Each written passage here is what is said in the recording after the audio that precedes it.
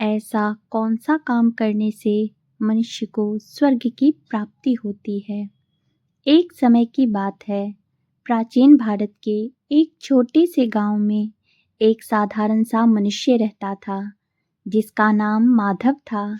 माधव न तो कोई बड़ा पंडित था, न ही कोई राजा, और न ही उसने कोई विशेष तपस्या की थी। वह बस एक सामान्य किसान था जो दिन रात मेहनत करके अपने परिवार का पालन पोषण करता था। लेकिन उसके मन में हमेशा एक प्रश्न उठता रहता था, ऐसा कौन सा कर्म है, ऐसा कौन सा कार्य है जिसे करने से मनुष्य को स्वर्ग की प्राप्ति होती है। उसने कई लोगों से पूछा, मंदिरों में जाकर पूजा की, संतों के प्रवचन सुने, पर उसे स्पष्ट उत्तर कहीं नहीं मिला। एक दिन उसने ठान लिया कि वह इस प्रश्न का उत्तर पाए बिना चैन से नहीं बैठेगा। दोस्तों, वह घर छोड़कर निकल पड़ा और कई दिनों तक भटकता रहा। अंततः उसे एक घने जंगल में एक वृद्ध ऋषि मिले जिनके चेहरे पर अद्भुत तेज था। माधव ने उनके चरणों में गिरकर अपना प्रश्न रखा, गुरुदेव, ऐसा कौन सा काम है जिसे करने से मनुष्य को स्वर्ग की प्राप्ति होती है। ऋषि मुस्कुराए और बोले, उत्तर सरल है, लेकिन उसे समझने के लिए तुम्हें जीवन की सच्चाई को जानना होगा। फिर उन्होंने माधव को अपने आश्रम में रहने को कहा। कुछ दिनों तक माधव वहां रहा और ऋषि के साथ सेवा करता रहा।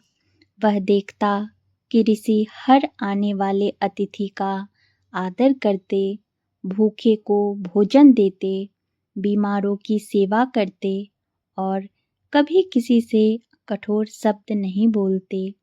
एक दिन माधव ने पूछा, गुरुदेव, क्या यही वह कर्म है जो स्वर्ग दिलाता है।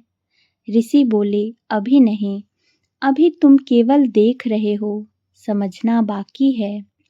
कुछ दिनों बाद ऋषि माधव को पास के गांव में ले गए, जहां एक बहुत अमीर व्यक्ति रहता था, लेकिन वह कंजूस और अहंकारी था। वह कभी किसी की मदद नहीं करता था और गरीबों को अपमानित करता था। ऋषि ने माधव से कहा, यह व्यक्ति धनवान है, पूजा भी करता है, लेकिन इसके कर्म इसे स्वर्ग नहीं बल्कि दुख की ओर ले जाएंगे। फिर वे एक गरीब वृद्धा के घर गए जो खुद भूखी रहकर भी दूसरों को खाना खिलाती थी। उसके पास कुछ भी नहीं था, लेकिन उसका हृदय जो था करुणा और दया से भरा था। ऋषि ने कहा, यही सच्चा धर्म है। तब माधव को धीरे धीरे समझ आने लगा कि स्वर्ग केवल पूजा पाठ या धन से नहीं मिलता, बल्कि कर्मों से मिलता है। उसी समय ऋषि ने उसे गरुड़ पुराण की एक कथा सुनाई, जिसमें बताया गया था कि मनुष्य के कर्म ही उसके स्वर्ग और नरक का निर्धारण करते हैं। उन्होंने कहा, जो व्यक्ति सच्चाई, दया, सेवा और परोपकार के मार्ग पर चलता है, वही स्वर्ग का असली अधिकारी बनता है। जो दूसरों के दुख को समझता है और बिना स्वार्थ के उनकी सहायता करता है, वही सच्चा धर्म निभाता है। माधव को अब अपना उत्तर मिल चुका था। वह अपने गांव वापस लौटा, लेकिन अब वह पहले जैसा साधारण इंसान नहीं रहा। उसने ठान लिया कि वह अपने जीवन को सेवा और भलाई में लगाएगा। वह गरीबों की मदद करने लगा, बीमारों की सेवा करने लगा और कभी किसी से बुरा व्यवहार नहीं करता। दोस्तों, धीरे धीरे पूरा गांव उससे प्रेरित होने लगा और वहाँ का वातावरण बदल गया। दोस्तों, लोग एक दूसरे की मदद करने लगे और प्रेम से रहने लगे।